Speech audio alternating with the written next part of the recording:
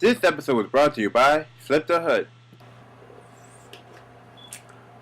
You know, I gotta watch what I drink. If you're like me, you have cravings for little snack cakes, candy, or sugary drinks. But really, are we really overdoing our daily sugar intake? Let's find out.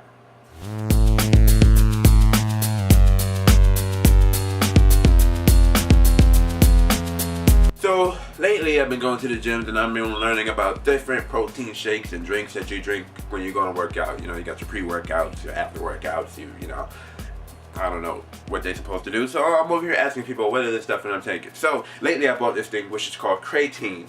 And I wasn't so sure what this really did for me. It's creatine also I take when I'm not cutting, when I'm trying to put on muscle. You know what helps me put on muscle though? What? Look how much sugar is in this. Wow, that's a lot, right? Yeah, that's a lot of sugar. You know why? Why? Right after your workout, you know what your body's looking for? What do you think it is? Hold on, I know this. You're looking for, hold on, carbohydrates? Yes, and what is the fastest way to get carbohydrates? That's from sugar. Or honey, or any type of sweet glucerin. Like grams? Sugar. And what I tell you is this. Creatine? So it works as a transport, push the Creatine. I want to talk to you guys about sugar, especially because I know you definitely have something from me for sugar. So I was talking to a personal trainer. We was talking about creatine, and he got excited for the fact there was a lot of sugar in there. Now lately, I've been doing a lot of research on sugar because I saw this documentary called Fed Up, and they showed a study where it's like by 2025, most people in America is going to be just obese. You know, there's an epidemic right now how there's sugar in everything, whether it's low fat or reduced fat or sugar free. It's still, at the end of the day, when it breaks down, your body becomes a lot of sugar. So I'm like, isn't that becoming a problem when it comes to like, workout supplements and, stuff like creatine where, they're high on sugar? Wouldn't that lead to like, obesity or diabetes or any other problems down the long run? Yes. Very much so. We talked a lot about fruits and vegetables, and to be completely honest, when anything that says reduced fat tends to have more sugar. Sugar-free just has a different type of sugar. Those things are not beneficial, and they do lead to obesity. They do lead to diabetes. They do lead to heart failure, things to that effect. And so, eating more whole fruits, vegetables, grains gets you the sugar and the things that you need. And as far as when it comes to the creatine and a lot of the other supplements, when it comes to sugar intake, they tend to be very high. And there's also a lot of studies that are out talking about creatine as a whole, saying that small levels of creatine may help, but a lot of the larger doses that are in a lot of these supplements are useless to the body, and actually down the road lead to things like liver and kidney failure.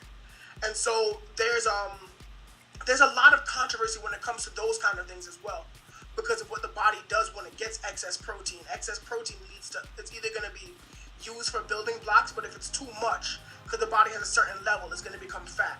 Same thing with sugar. Same thing with excess, pretty much anything, the body's going to convert it to fat. And so to stay away from high-level supplements as well is probably a best-case scenario for muscle building and things to that effect. Okay. I agree. And I was very startled, like when I was looking at different labels for supplements and how much sugar they have.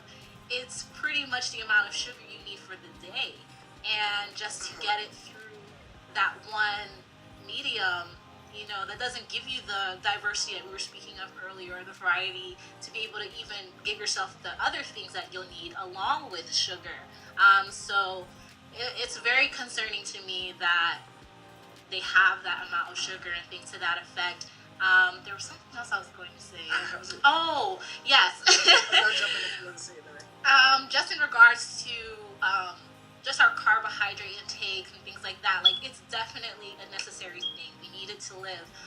But the thing that I wanted to bring out is the glycemic index situation that's now very popular, and foods are being classified based on their glycemic index. And pretty much what that is when you eat the food, how high does it make your blood glucose or your blood sugar go up? you know. And there are so many foods that make our blood sugar go skyrocket in a matter of, you know, whenever it's digested, minutes, an hour, and that's not good for your body. That makes you more prone to becoming diabetic.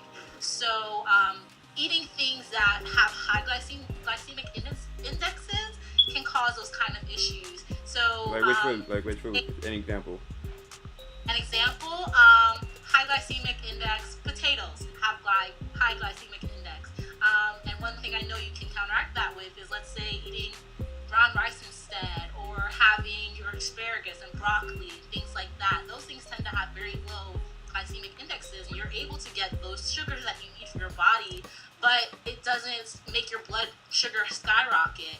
And with that happening, you know, you don't have that surge of insulin, and your body's not going all crazy, which can make you use those things in a more effective manner. Other examples of things with high glycemic index is corn is another one. Bread that's not, I'm not going to say whole wheat, but whole grain that has actual grains within it tend to have high glycemic indexes. Anything that has that says high fructose corn syrup tends to have a high glycemic index. Anything that has pure sugar is the highest glycemic index you can possibly have. Definitely. And so anything on its label that tends to have a high level of sugar that's not a whole grain tends to have a high glycemic index. And those things aren't what's called necessarily good for your body. But when you come to, again, most fruits and vegetables don't deal with that situation. And there was something that you were saying earlier that I can't remember what you were, when you paused.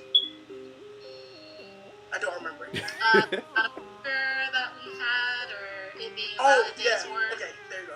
So I remember you were saying something about the personal trainer getting excited about the amount of sugar that was in the creatine supplement. Right. And if you look at the pathway for ATP synthesis to give your body more energy and things to that effect, it looks like a great idea to put sugar and the supplement together. It looks amazing, but what's usually not taken into account is the fact that that sugar intake is not going to be the sugar intake that you get throughout your day. You're going to be eating other food on top of it. And Esther was showing me a video. Was it his video? Yeah. With the 29 grams of sugar in the supplement. And I'm like, that's a day's worth. Yeah. That's a day's worth of sugar. And so if you were to take that, essentially you're not supposed to be eating any other sugar for the rest of the day. And that's not a situation you want to put your body in. And so on a superficial level, it looks good. But when you get down to the heart of it and the fact that you're eating a lot more other things throughout the day, it doesn't work. It doesn't work. It's not good for your body. Okay.